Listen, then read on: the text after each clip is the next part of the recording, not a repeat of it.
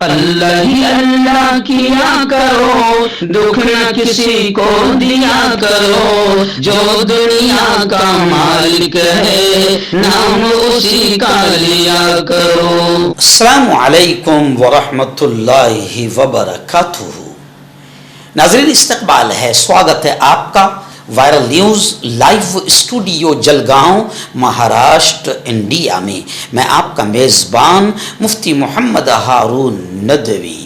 آئیے international top 5 news, دنیا کی 5 بڑی خاص اہم خبروں پر نظر ڈالتے ہیں۔ ناظرین، پہلی بڑی خبر، جی ہاں، ایران نے آبنائے ہرمز مکمل طور پر کھولنے کا اعلان کر دیا۔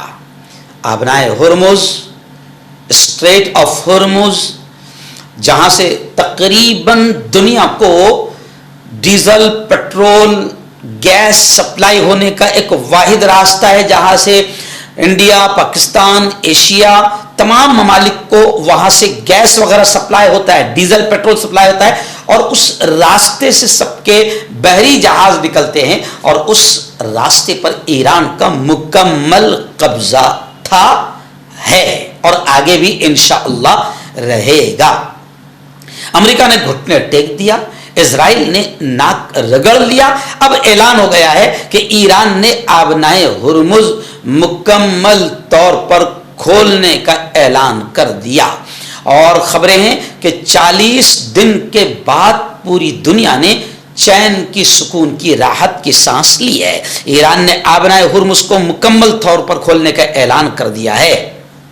جی ہاں، کچھ ممالک کے جہاز ہی یہاں سے گزر پا رہے تھے، وہ بھی انتہائی مشکل حالات میں۔ اب 40 دنوں بعد سبھی ملکوں نے راحت کی سانس لی ہے۔ حکومت ایران نے اعلان کیا ہے کہ جنگ بندی تک اس سمندری راستے کو سبھی کے لیے کھولنے کا فیصلہ کر لیا گیا ہے۔ ایران کے وزیر خارجہ سید عباس عراقچی نے اس بارے میں social media platform X پر یعنی ٹویٹر پر جانکاری دی ہے، اور انہوں نے پوسٹ میں لکھا ہے کہ لبنان میں نافذ جنگ بندی کی وجہ سے آبنائے ہرمز سے سبھی جہازوں کے گزرنے کی اجازت دی جاتی ہے۔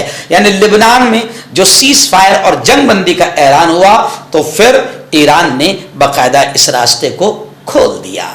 ناظرین، دوسری بڑی افسوسناک خبر آ رہی ہے۔ جی ہاں، مسجد اقصی میں، مسجد اقصی کے امام و خطیب شیخ اکرمہ صبری کو جمعہ کی نماز ادا کرنے سے روک دیا گیا۔ یعنی مسجد اقصی میں داخلہ ہی نہیں دیا گیا، ان کے داخلے پر ہی پابندی لگائی گئی۔ خطیب شیخ اکرمہ صبری کو جمعہ کی نماز سے روک دیا گیا۔ اسرائیلی پولیس نے ایک متنازع اقدام میں مسجد اقصی کے امام و خطیب شیخ اکرمہ صبری کو جمعہ کی نماز ادا کرنے کے لیے مسجد میں داخل ہونے سے روک دیا، اور اس کارروائی کی کوئی واضح وجہ بھی پیش نہیں کی۔ شیخ صبری کے دفتر کے مطابق پولیس اہلکاروں نے انہیں باب الاسبات پر روک لیا اور مسجد تک رسائی نہیں دی، حالانکہ وہ نماز جمعہ ادا کرنے کے لیے جا رہے تھے۔ ان کے ہمراہ موجود قانونی ٹیم نے تصدیق کی کہ یہ پابندی کسی بھی باضابطہ یا تحریری حکم کے بغیر عائد کی گئی۔ شیخ اکرمہ صبری مسجد الاقصی کے امام و خطیب ہونے کے ساتھ ساتھ القدس میں اعلیٰ اسلامی ہیئت کے سربراہ بھی ہیں۔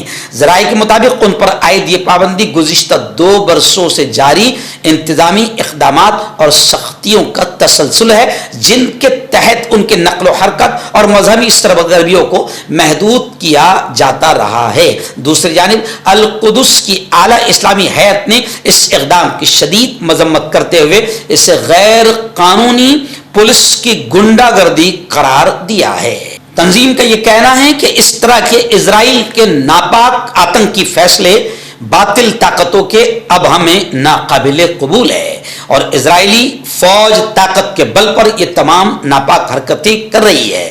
بیان میں انہوں نے مزید یہ بھی کہا کہ ان اقدامات کے ذریعے القدس کو عملاً ایک فوجی چھاونی میں تبدیل کیا جا رہا ہے۔ ناظرین، بڑی خبر آئی ہے۔ جی ہاں، خبر آ رہی ہے کہ ایران کو یورینیم اور ایٹمی پلانٹ کے بدلے اربوں ڈالر کی پیشکش کی گئی ہے۔ کہ بھیا یہ مت بنا, یہ ایٹمی پلانٹ مت بنا, جی ہاں تو ایٹمی بم اور بارود مت بنا. اربوں ڈالر کی ایران کو پیشکش کی گئی ہے. بتایا جا رہا ہے کہ ایران امریکہ مذاکرات میں یہ پیش رفت سامنے آئی ہے, مگر ایران اور امریکہ کا اختلاف برقرار ہے. ایران اور امریکہ کے درمیان جاری حساس جوہری مذاکرات میں اہم پیش رفت سامنے آئی ہے, جہاں دونوں ملکوں کے درمیان ممکنہ معاہدے کے لیے مالی, تکنیکی اور اسٹریٹجک لمحات اور نکات پر بات چیت تیز ہو گئی ہے.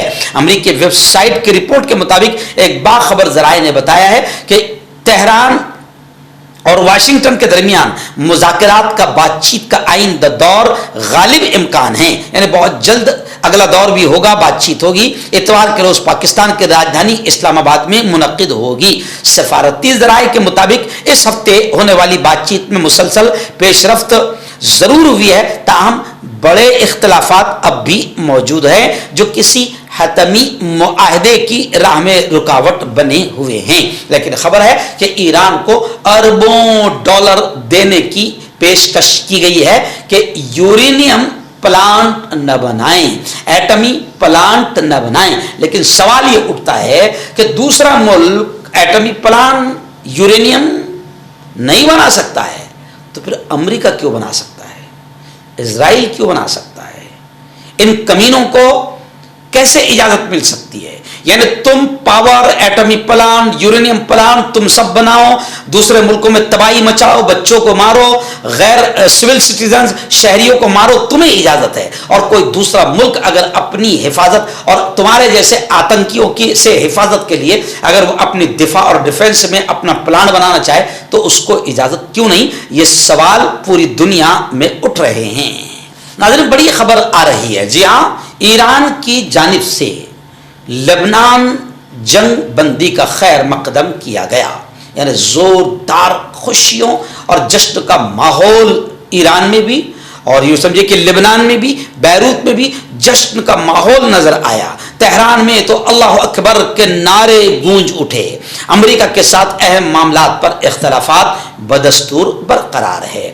ایران نے لبنان میں بھی, آپ جانتے ہیں کہ اسرائیل کا آتنکواد غزہ, فلسطین, لبنان اور نہ جانے کتنی جگہوں پر اسرائیل نے آتنکوادی حملے کیے ہیں, لیکن لبنان پر جو حملے شروع کیا تھا ایران نے وہاں پر بھی ٹانگ اڑائی, اور ایران نے آبنائے ہرمز کو روک دیا, اور بھی بہت ساری باتیں ہیں. لیکن ایران کے اس اقدام سے لبنان میں بھی جنگ بندی کرنا پڑی اور اسرائیل کو گھٹنے ٹیکنا پڑا, امریکہ کو ناک رگڑنا پڑا. ایران کی جانب سے لبنان جنگ بندی کا اعلان ہوتی ایران میں بھی خوشیاں منائی گئی, بیروت میں جشن منایا گیا, فائرنگ کی گئی, اور تہران میں ایران میں نعرہ تکبیر اور اللہ اکبر کی صدائیں بلند ہونے لگی. مذاکرات اور بات چیت امریکہ سے ہوئی ہے, لیکن خبریں آ رہی ہے کہ امریکہ کے ساتھ اہم معاملات پر اختلافات بدستور برقرار ہیں.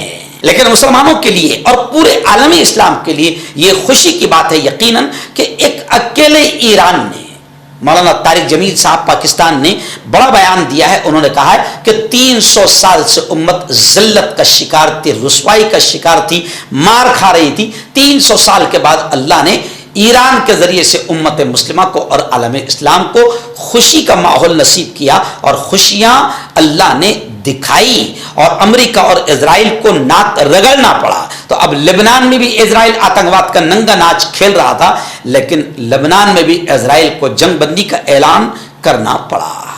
اس لیے کہتے ہیں کہ ایمانی طاقت اور ایمانی پاور ہو تو 56 اسلامی ملکوں کی ضرورت نہیں. اگر ایک ملک بھی اگر پورے ایمانی پاور کے ساتھ میدان میں اترے تو دنیا کے بڑے بڑے جھوٹے سپر پاوروں کو گھٹنے ٹیکنے پر مجبور کر سکتے ہیں. ناظرین, آخری بڑی خبر تھائی لینڈ سے آ رہی ہے. جی ہاں, تھائی لینڈ میں خوشیوں کا تہوار, موت اور ماتم کا ماحول بن گیا. بتایا جا رہا ہے کہ تھائی لینڈ میں واٹر فیسٹیول ایک تہوار ہوتا ہے. اس تہوار کے دوران 191 یعنی 191 لوگوں کی موت ہو گئی. تب سوال یہ اٹھ رہا ہے کہ یہ خوشیوں کا تہوار ہے یا موت کا کھیل ہے؟ ایکچوئل میں کچھ تہوار، کچھ جشن، کچھ ملک اور کچھ لوگ ایسے مناتے ہیں کہ ان کا تہوار بھی موت کا سامان بن جاتا ہے۔ آپ خود غور کریں، ہمارے ملک میں بھی ہمارے کچھ بھائی اپنے مذہبی تہوار کو اس طریقے سے مناتے ہیں کہ وہ کئی لوگوں کے لیے موت کا کھیل بن جاتا ہے اور موت کا اور ماتم کا ماحول بن جاتا ہے۔ تو تھائی لینڈ میں بھی واٹر فیسٹیول منایا جا رہا تھا، اور یہ واٹر فیسٹیول، یہ خوشیوں کا تہوار ان کے لیے ماتم کا ماحول بن گیا اور 191 لوگوں کی موت ہو گئی۔ چہرے کی جھائیاں، داغ دھبے، کالے پن سے ہے پریشان تو پائیں صاف، ملائم، چمکدار، خوبصورت اسکن، نیچرل گلو، قدرتی نکھار کے ساتھ نور کریم صرف 5 سے 6 دن کے اندر اثر۔ ہربل صحت لایا ہے 100% دیسی جڑی بوٹیوں سے 72 گھنٹے میں علاج، مردانہ طاقت، لیکوریا، شوگر، جوڑوں کا درد، بواسیر، خجلی، بالوں کا جھڑنا، وزن کم کرنا، وزن بڑھانا، تل مس سے آنکھوں کے اوپر کی چربی، دیش یا ودیش سے کہیں سے بھی ہو، دیے گئے نمبر پر کانٹیکٹ کریں۔ ڈاکٹر علی جو کہ ایک سیکسولوجسٹ BMS ڈاکٹر ہیں، سیکس کی سبھی سمسیا کے لیے سمپرک کریں۔ اس کے علاوہ نسوں کا درد، جوڑوں کا درد، گٹھیا وائے کا پکا علاج کیا جاتا ہے۔ بواسیر خونی ہو یا مسے والی ہو جڑ سے ختم ہو جاتی ہے۔ شوگر بنا پرہیز، بنا انگریزی دوائیوں کے گارنٹی کے ساتھ بالکل ختم ہو جاتا ہے۔ دھات روگ یا نائٹ فال، اس کے لیے بھی آپ ہمیں کانٹیکٹ کریں۔ مردانہ طاقت حاصل کرے 72 گھنٹوں کے اندر، وہ بھی جڑی بوٹیوں دوارا، حکیم یعقوب خان سے کانٹیکٹ کریں جو کہ 75 سالوں سے حکمت کر رہے ہیں۔ اس کے علاوہ جوڑوں میں درد، گردوں میں پتھری، شوگر، کھجلی، لیکوریا کا گارنٹی سے علاج کیا جاتا ہے۔ ابھی کانٹیکٹ